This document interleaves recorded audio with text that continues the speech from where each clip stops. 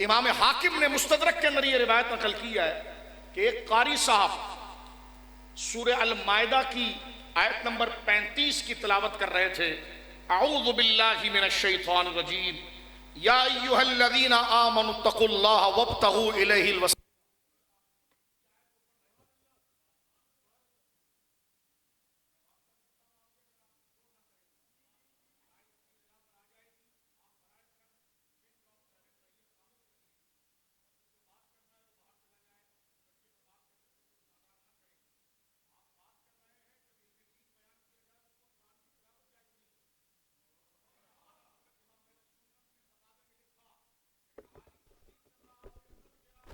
اس وقت تسبیح پڑھنا بھی ناجائز ہے، اس سے ناجائز ہو جاتا ہے.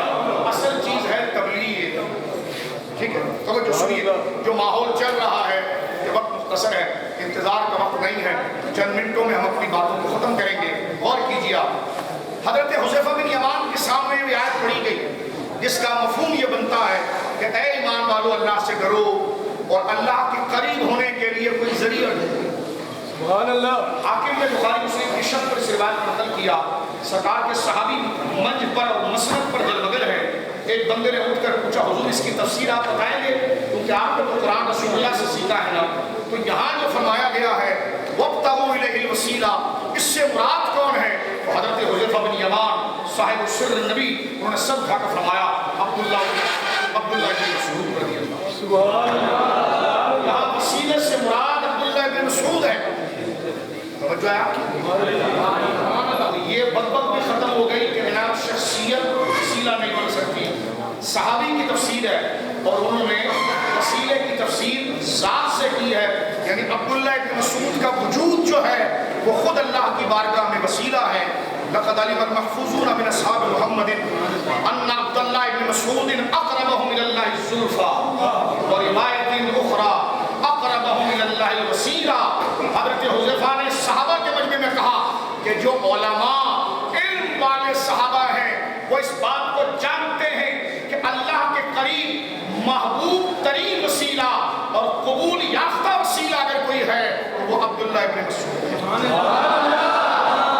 یہاں تک تو میں نے کیونکہ سادہ ذہن نہیں سمجھا بات بتانی تھی عبداللہ ابن مسعود. اب آپ دیکھیں یہ جلو قدر صحابی عظمت والا صحابی حضرت حذیفہ عبداللہ ابن مسعود کی شان کیا بتا رہا ہے. اب یہ عبداللہ ابن مسعود دیکھیں علم کس سے حاصل کرنا چاہیے؟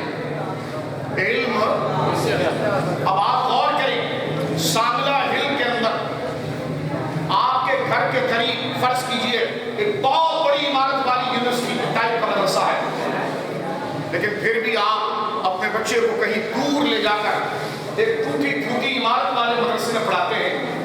کوئی پوچھے کہ حضرت صاحب آپ کے گھر کے قریب اچھا کھانا وہاں ملتا ہے، ایئر کنڈیشن لگا ہوا ہے، ساری سہولیات ہیں، اتنے دور اس جھونپڑے میں کیا پڑھانے لائے ہو؟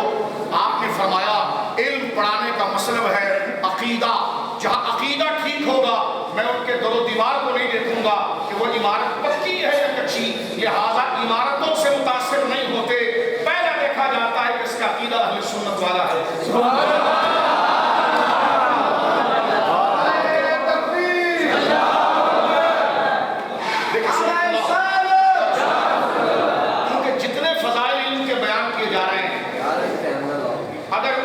صحیح نتیجہ نہیں بتائیں گے تو بھی فساد.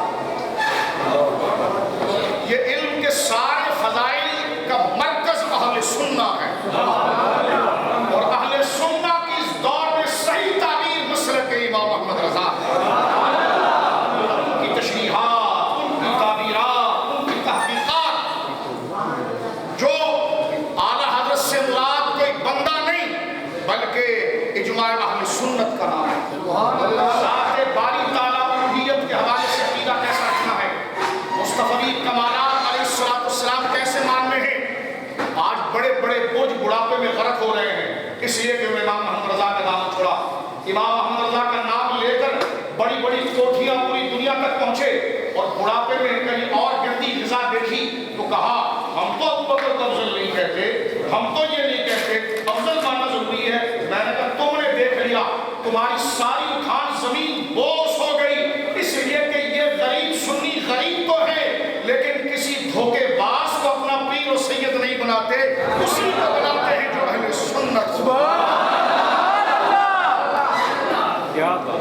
सुनने आए हैं कि यहाँ सुलह कुल्लियत और मिनहाजियत नहीं चलेगी। खालिस बात अभी हम यहाँ पर है, कोई मिनहाजियत पर बात करना चाहता है, मान उसको जना है, कोई आपसे बात करे क्या?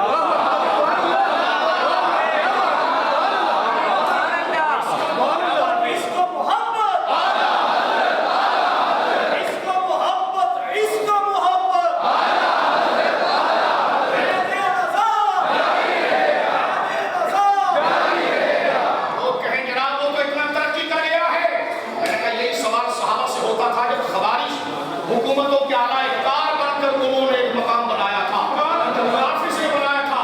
सहाबा की कैफियत वही थी जो आज अहले सुन्नत की है, और वो ये कहते थे कि इनके झंडे, इनकी ताकत, इनके प्रोटोकॉल को नहीं देखो, इनके पास दुनिया है लेकिन मुस्तफा का दीन नहीं है।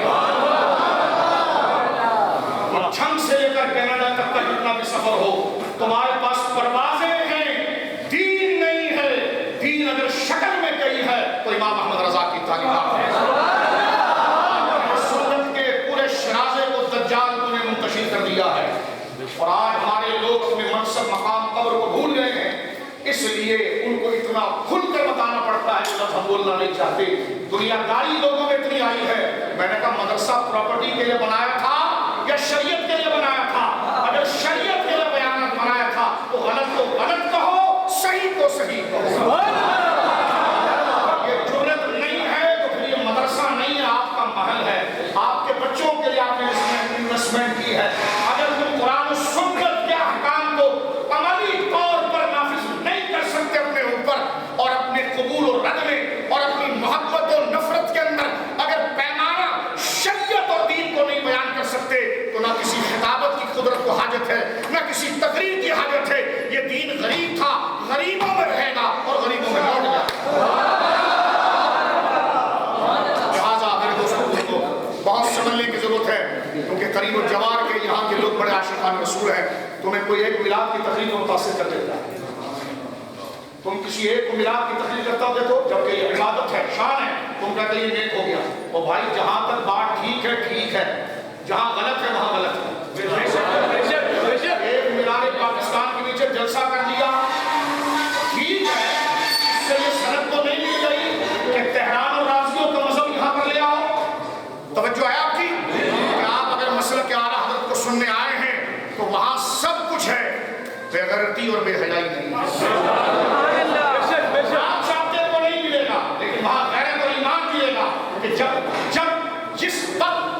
जिस वक्त गांधी आला हज़रत को खरीदने के लिए आ रहा था, और छोड़ दीजिए, आला हज़रत को खरीदने के लिए आ रहा था, और गांधी के पीछे देवबंद और सब भाग रहे थे, और वो बरेली जा रहा था कि इस वक्त इस बंदे का वोट ले लो, पूरी उम्मत कदमों में आ जाएगी।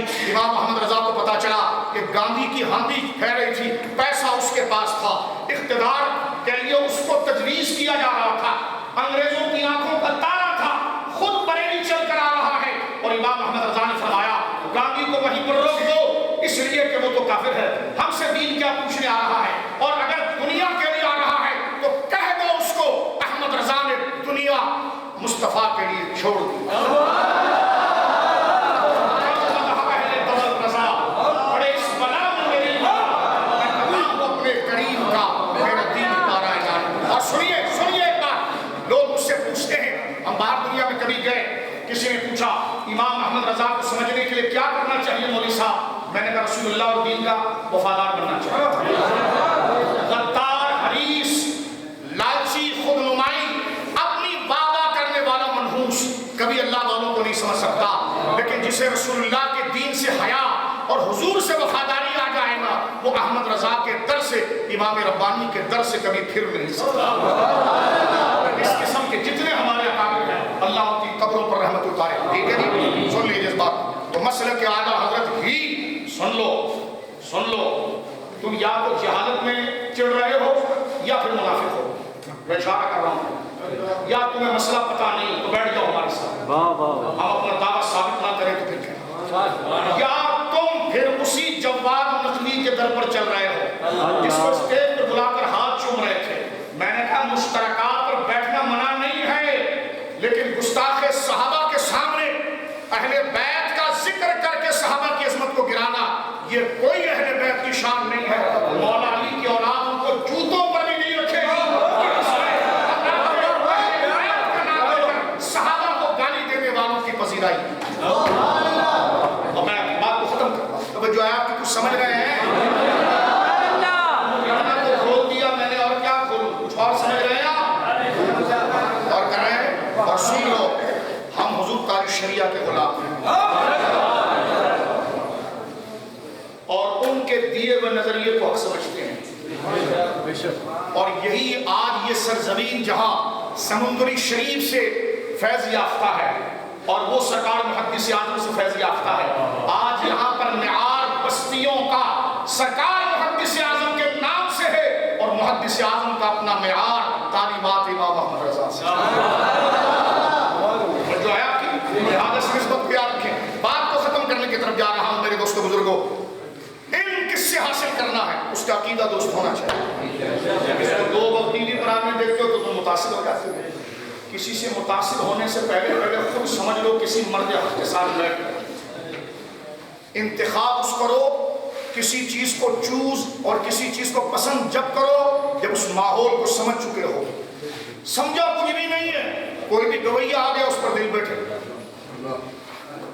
کسی نے بھی جناب کو خوبصورت سا کپڑا فی نفسی, یہ چیزیں اپنی جگہ پر بری نہیں, خوبصورت کپڑا, خامہ, ٹوپی, خطابت, یہ اپنی جگہ پر فی نفسی ہی بری چیز نہیں, لیکن کہنا یہ چاہتا ہوں کہ کلمۃ حق ارید بها الباطل, یعنی بات اور ماحول اچھا رکھتے ہیں لیکن اندر سے کچھ اور بیچتے ہیں.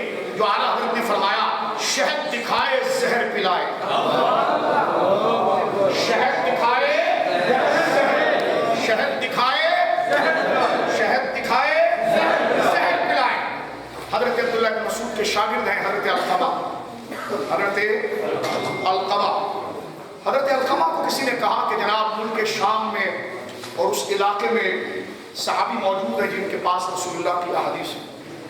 حضرت علقمہ جانے سے پہلے انہوں نے 2 رکعت نماز پڑھی اور انہوں نے کہا یا اللہ میرا سفر خراب نہ ہو جائے, ایسا نہ ہو کہ میں جا رہا ہوں کہیں پر اور وہاں پر پہنچ کر مجھے کوئی غلط بندہ ٹکر جائے. یا اللہ میں جس صحابی سے ملنے جا رہا ہوں تیرے نبی کا دین لینے کے لیے وہی مجھے ملے. کہتے جب میں پہنچا تو کہتے ہیں کہ واقعاتاً میں کیا دیکھ رہا ہوں, مسلم بخاری کا حدیث موجود ہے کہ سامنے سے ایک نورانی چہرے والے بزرگ چلے آئے. میں نے ایک سے پوچھا یہ کون ہے, کہتے یہی تو حضرت ابو درداء ہیں. کہتے میں دوڑا ان کے پاس گیا. آج حضرت محدث اعظم کو جنہوں نے دیکھا ان کو ہم نے نہیں دیکھا, لیکن جنہوں نے ان کو دیکھا ان کو دیکھنا ہم شرف سمجھتے ہیں. تو جس نے رسول اللہ کو دیکھا ہو اللہ ثابت ہوا کہ جملہ فرائض شروع ہے, اصل رسول بندگی استاد پر.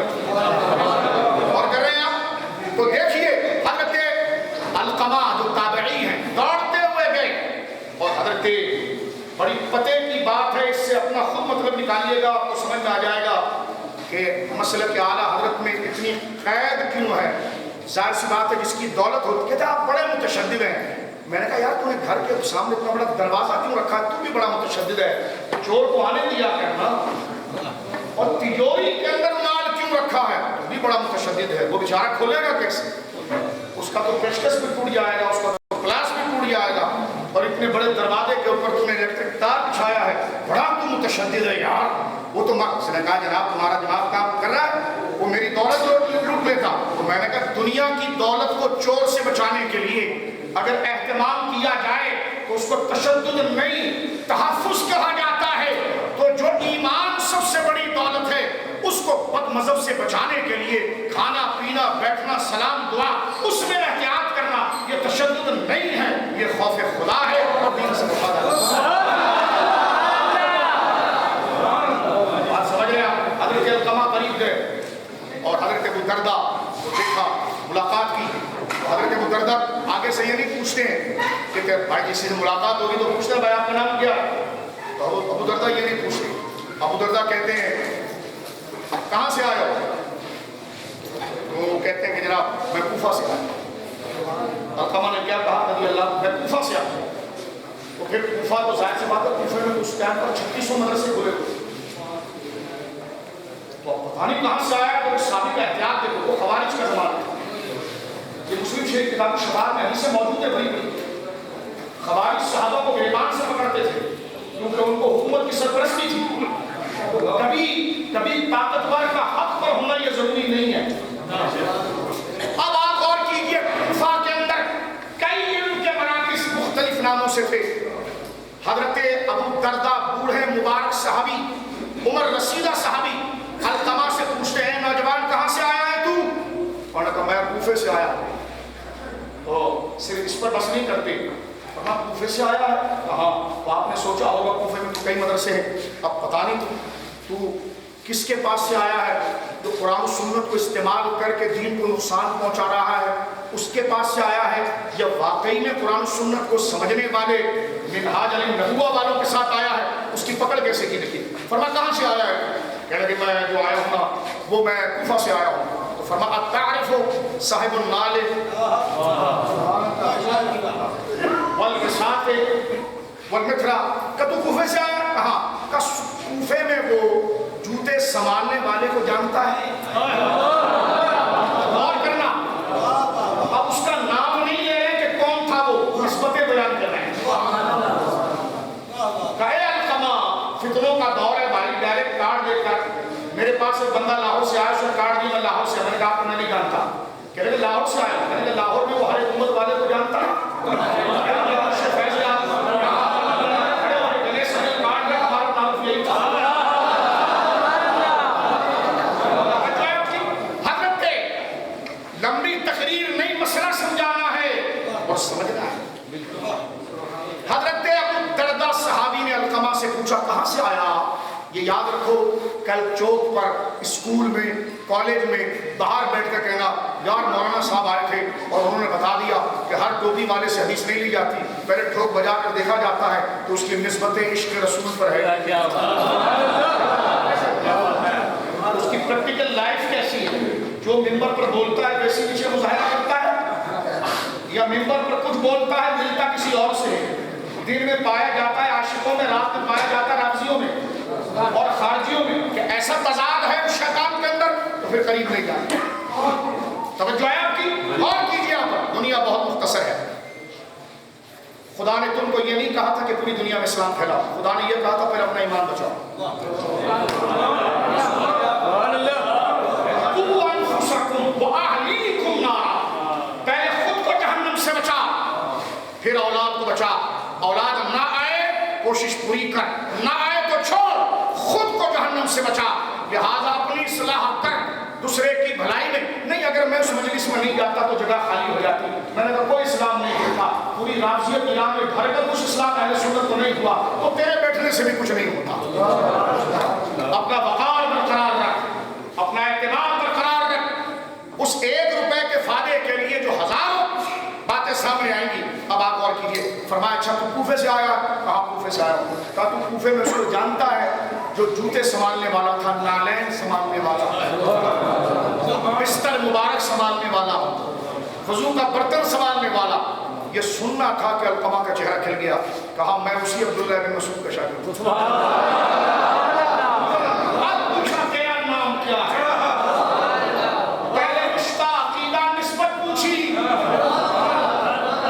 اگر کوئی فیصل آباد سے آئے تو پوچھنا اس سے جھنگ بازار میں اونچے مینارے والے کو جانتا ہے. جو ہے پاک پتن شریف سے آئے تو پھر پوچھنا کہ اس گنبد والے کو جانتا ہے. لاہور سے آئے تو پوچھنا کہ اس کو جانتا ہے. بات میں یہاں ختم کر رہا ہوں. اہل سنت کے دائرے سے نکلنے کے بعد کوئی شخص لائق عزت نہیں رہتا. میں 2-4 منٹ میں بھی بات ختم کر رہا ہوں. غور کریں. اعلیٰ حضرت فاضل بریلوی رحمۃ اللہ علیہ نے ایک بات کی ہے کہ اہل بیت سے محبت. اب قوال پڑھ رہا ہے، پیر کو شعر اچھا لگتا ہے. میں پیران نظام کی بات نہیں کر رہا، میں ڈبے کی بات کر رہا ہوں. پیر منگل بدھ جمعرات کی بات کر رہا ہوں. جیسے پیروں میں 2 نمبر ہیں اس طرح اللہ میں بھی 2 نمبر ہیں. یہ جو ابھی میں نے پورا کلیئر کیا یہاں. اب یہ میں نے کہا پیر صاحب اس نے شعر غلط پڑھا، یہ اہل سنت کے نظریے کے خلاف ہے. آواز بہت ہے. اب میں نے کہا آواز کی قدر نہیں ہوتی، پہلے عقیدے کی قدر ہوتی. کوئی ڈھول پر متاثر ہو رہا ہے، کوئی آواز پر، جبکہ متاثر عقیدے پر ہوتے ہیں پھر اگلے کے فضائل ہوتے ہیں. اب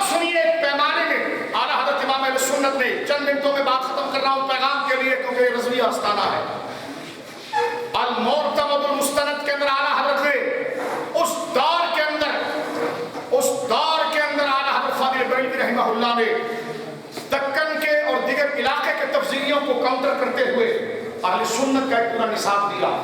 रंगून का इलाका उस वक्त वही था जो आज पाकिस्तान के अंदर तफसीलियत का अंदर ना है। रंगून आला के फतावे पढ़ते देखिए, हैदराबाद दक्कन के अंदर ये फितना सर उठाता था और कहता था हज़रत अबू बकर सिद्दीक़ की अफज़लियत के कायल नहीं है, हम अली से मोहब्बत करते हैं। मैंने कहा बकवास मत कर, मौला अली को झुठला रहा है, जबकि मौला अली शेर खुदा खुद कहते हैं जिसको रसूलुल्लाह ने हमारे दुनिया का इमाम बनाया, अली ने उसको अपने दीन और विलायत का भी इमाम बनाया। आज दज्जाल अपनी किताबों में शान अली और मौला मुर्तज़ा का नाम लेते हैं, कहते हैं खिलाफत की दो किस्में, एक सियासत है और एक विलायत है। दज्जाल ने बकवास कहाँ लिखी? यानी कि शाह अल्लाह ने तफहीमात में लिखी है। मैंने कहा किताब मुहर्रफ है और ये अकीदा अफजलियत का अल-इत्तिला अकीदा है। अकीदे की किताब मुहर्रफ तसव्वुफ की किताबों से साबित नहीं होती। ये क्या दलील है कि पैमाने इस्तिदलाल के छोड़कर सरकार मौला मुर्तज़ा को पहला नंबर कहना, या मौला मुर्तज़ा की तारीफ हरगिज़ नहीं। मौला मुर्तज़ा शेर खुदा को खुदा कहना, ये मौला मुर्तज़ा की तारीफ भले हरगिज़ नहीं। जो है तारीफ वो है जो तवाज़ुन के अंदर हो, जो अहले बैत ने खुद जिक्र करके दिखाया और मौला ने ये खुद फरमाया कि रदीतु लिदुनिया मन रदिया रसूलुल्लाह दीनिना। अली ने अपनी दुनिया के लिए उसको अपना खलीफा माना जिसको रसूलुल्लाह ने विलायत और दीन के लिए हमारा खलीफा फरमाया। मौला अली ने आपकी कुर्सी की खिलाफत पर जो दलील बनाई है, इसको हमारे वहां कहते हैं इस्तिदलाल लिम्मी। जैसे इस्तिदलाल इल्मी है, इस तरह इस्तिदलाल लिम्मी कि इल्लत के जरिए मालूम का इस्तिदलाल हो, इल्लत के जरिए मालूम का इस्तिदलाल हो, और कभी मालूम के जरिए इल्लत का इस्तिदलाल होता है। यहाँ देखें मौला मुर्तज़ा इस्तिदलाल क्या कहते हैं। आप फरमाते हैं जो अबू बकर सिद्दीक सियासी खलीफा हुए, ये तो बात की बात है। फरमा अली ने आपको इस मनसब हुकूमत पर माना इसलिए है कि रदीन अली दुनिया ना, रसूलुल्लाह ने आपको हमारे लिए फरमाया रदीन अली दुनिया ना मन रदिया रसूलुल्लाह ने दीन ना, क्योंकि रसूलुल्लाह ने आपको हमारे दीन का और विलायत का आपको इमाम बनाया था। अली आपको विलायत में इमाम कहे, कोई दज्जाल कहे कि जनाब हजरत अबू बकर का इंतखाब शुरा ने किया था। मैंने कहा वो तुम्हारी शुरा होगी जो तुम्हारा ट्रस्ट अपनी फैमिली का है। वो अगर शुरा भी थी ना तो तुम खैर वो अगर शुरा भी थी तो वो थी कि जिनको कुरान ने कहा वो यकून रसूल अलैकुम शहीदा, वो शुरा भी थी तो कुरान ने उनके बारे में फरमाया वो कज़ालिक जअलनाकुम उम्मतन मुसत्ता। मेरे दोस्तों बुजुर्गों, आला हज़रत ने एक लाइन में मसला खत्म किया। फरमा हज़रात अहले बैत जिनसे मोहब्बत ईमान, जिनसे फौज रखना निफाक, हज़रात सहाबा इकराम जिनसे मोहब्बत ईमान, जिनसे फौज रखना निफाक। लेकिन सुनो एक बात, तवज्जो, बात खत्म यहाँ पर कर देता हूँ। कोई बंदा अपनी मर्जी से मौला अली से प्यार करे, अपनी मर्जी से करे, उसको कोई फायदा नहीं। कोई बंदा अपनी मर्जी से अबू बकर सिद्दीक से प्यार करे, महज अपनी जात से, कोई फायदा नहीं। फायदा कब होगा? जब रसूलुल्लाह की निस्बत से।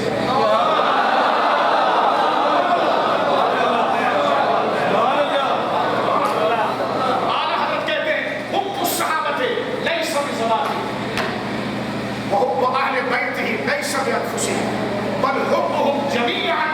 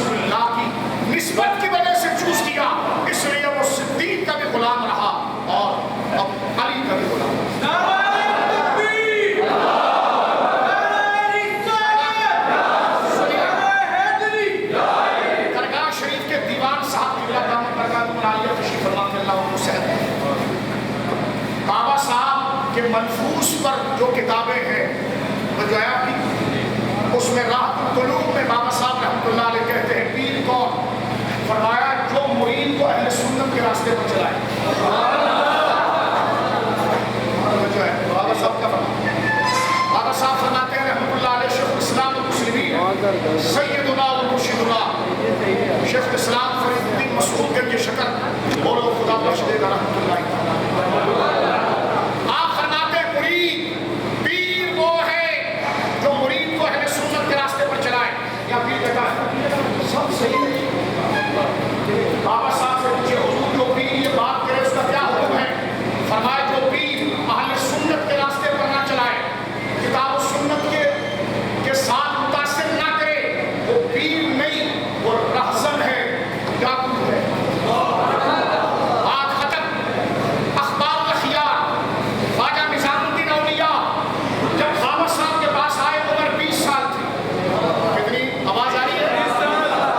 بابا صاحب نے 6 مہینہ ان کو قرات و تجوید پڑھائی، ٹھیک ہے جی؟ بابا صاحب نے یہ بھی حضرت دعا کریں، بابا صاحب بولنے والے بھی تھے، بابا صاحب بولنے والے بھی تھے، غوث اعظم بولنے والے بھی تھے، ان کی کتابیں بولتی ہیں۔ حق اگر کوئی ہے اہل سنت ہے، اور اہل سنت کا معیار ہے ابو بکر و عمر و عثمان و علی، اور یہ خلافت میں نہیں افضلیت میں، خلافت میں تو بات کی بات ہے، افضلیت میں بابا صاحب رحمۃ اللہ علیہ نے خواجہ نظام الدین اولیاء کو 7 سے 6 مہینے تجوید پڑھائی، اور دستار ایسی نہیں کہ 2 دیگ لایا تو پڑی باندھی، دیگ لانا شرف کی بات ہے، میں اس کا انکار نہیں کر رہا، مانا غلط نہیں ہے نا، بلکہ بابا صاحب نے اہل سنت کے عقیدے کی کتاب عبدالشکور سالمی کی تمہید پڑھائی، کیا پڑھائی بولیے؟ تمہید پڑھائی، اور امتحان لیا، اور جب امتحان میں خواجہ نظام الدین اولیاء کامیاب ہوئے تو سر کی پگڑی کھول کر نظام الدین اولیاء کے سر ایک آخری پیغام اور جا رہا ہوں۔ مفتی اعظم پاکستان اپنے عصر میں مفتی سید احمد قادری رحمۃ اللہ علیہ صاحب حزب الاحناف، آپ نے اس مبارک کتاب کو اردو میں ترجمہ کر دیا، ہر سنی اس کتاب کو پڑھے، نیٹ پر وہ کتاب موجود ہے۔ عبدالشکور سالمی رحمہ اللہ کی کتاب التمہید شرائط و شریع ہے، یہ تمہید ماتریدی ہے، اور حضرت صاحب حزب الاحناف سید السادات حضرت سید احمد قادری مفتی اعظم پاکستان نے اس کا اردو ترجمہ کیا، اور تقریر ختم۔ آپ سے کسی نے پوچھا کہ بابا صاحب یہ کتاب پڑھاتے تھے، بابا صاحب یہ کتاب پڑھاتے تھے، اور آپ اٹھا کر دیکھو حضرت معاویہ کے بارے میں اس کتاب میں کیا لکھا ہے، مولا علی کی خلافت کے بارے میں کیا لکھا ہے، صدیق اکبر کی افضلیت کے بارے میں کیا لکھا ہے، مسئلہ یزید کے بارے میں کیا لکھا ہے، امام حسین کا کربلا میں نکلنا حق ہے اس بارے میں کیا لکھا ہے۔ اور خدا کے واسطے تفصیلی کتبوں لڑواؤ نہیں، ہمارے بزرگ قبروں میں ہیں، یہ کتابیں زندہ ہیں، خبریں نہیں سکتا،